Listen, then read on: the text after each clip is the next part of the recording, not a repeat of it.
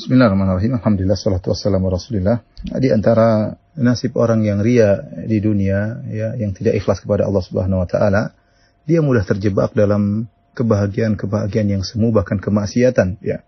Ibnu Taimiyah rahimahullah dalam kitabnya Majmu' Fatawa, jilid 10 halaman 216 sampai 217, di antaranya beliau menjelaskan bahwasanya barang siapa yang ikhlas kepada Allah Subhanahu wa taala, ya, hatinya fokus kepada Allah Subhanahu wa taala, yakunullahu ahabba ilaihi min kulli ma siwah, maka jadilah Allah yang paling dia cintai daripada segalanya, karena selalu dia fokus untuk mencari keridhaan Allah. Jadilah Allah yang paling dia cintai. Wa yakunu dzalilan lahu khadi'an, dan dia menjadi tunduk kepada Allah. Wa illa, jika ternyata dia tidak ikhlas, ya, tidak fokus kepada Allah Subhanahu wa taala, tidak mencari keridhaan Allah, ista'badathul kainat, maka dia akan diperbudak oleh al-kainat, maksudnya dunia-dunia, perkara-perkara dunia. Di mana Ibnu Taimiyah menjelaskan, ya, sebelumnya menjelaskan masalah ini, yaitu bagaimana ketika hati tidak ikhlas maka dia akan terbudakkan oleh perkara-perkara dunia, ya.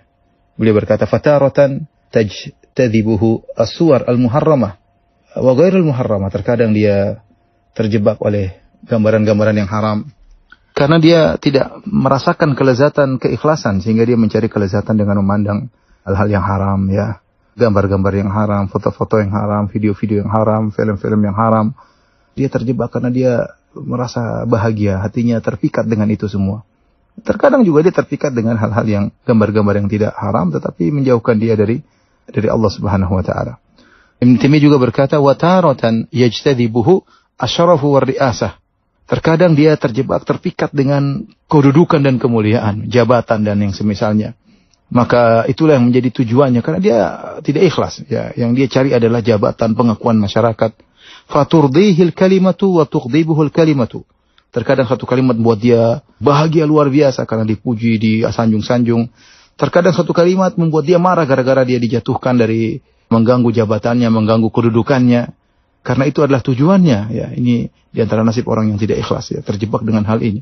Berbeda dengan orang yang ikhlas. Kalau orang yang ikhlas maka dia menjalani jabatan karena Allah.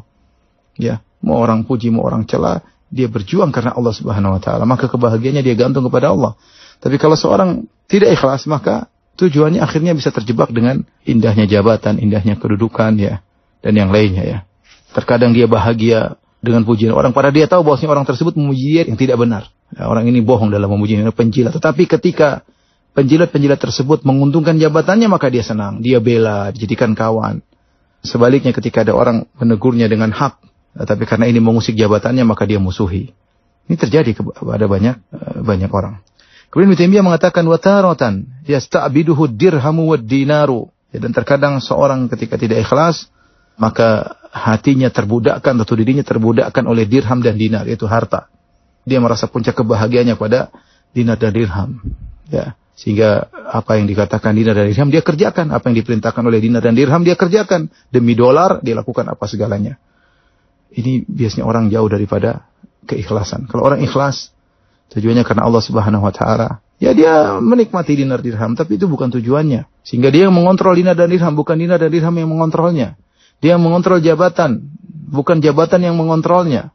Dia yang mengontrol pandangannya, bukan foto-foto yang haram atau video-video yang haram yang mengontrol pandangannya. Jika semua dia kerjakan karena Allah, maka Allah akan menolongnya. Maka sebagian pernah kita singgung tentang hal ini, di mana Allah Subhanahu wa taala cerita tentang Nabi Yusuf alaihissalam, wa kadzalika linasrifa anhu as-su'a wal fahsya innahu min ibadinal mukhlasin. Kata Allah Subhanahu wa taala, demikianlah kami menjauhkan Nabi Yusuf alaihissalam dari perbuatan keji dan keburukan, ya. Innahu kana min ibadinal mukhlasin. Dia termasuk hamba-hamba kami yang mukhlasin, yang terpilih, ya, dalam sebagian qiraat min ibadinal mukhlisin, di antara hamba-hamba kami yang ikhlas. Ketika dia ikhlas, maka dia terpilih sehingga Allah menjaga dirinya, karena yang paling dicintai adalah Allah Subhanahu wa taala. Oleh karenanya ikhwan, ini nasihat buat saya pribadi, ya. Terus buat saya pribadi dan juga pada kawan-kawan sekalian, latih diri kita untuk mencintai Allah. Di antaranya kita ikhlas karena Allah. Biasakan diri kita mencari keridhaan Allah. Yang kita tunggu kira-kira apa komentar Allah terhadap perbuatan kita. Ya, kita malu kalau kita riya.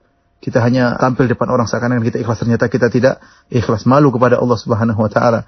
Jadikanlah kelezatan ibadah dengan ikhlas pada Allah, sehingga kita terjauhkan dari hal seperti ini, tidak terjebak. Hati kita tidak terpikat dengan jabatan, tidak terpikat dengan gambar-gambar yang haram, tidak terpikat dengan dinar dan dirham. Wallahu a'lam bishawab. Baik, demikian saja ikhwan dan akhwat yang dirahmati Allah Subhanahu wa taala, kajian kita pada kesempatan kali ini. Insyaallah kita bisa bersua di kesempatan yang lain. Kurang lebihnya saya mohon maaf. Subhanakallah bihamdik asyhadu an la ilaha illa anta astaghfiruka wa atubu ilaik. Assalamualaikum warahmatullahi wabarakatuh.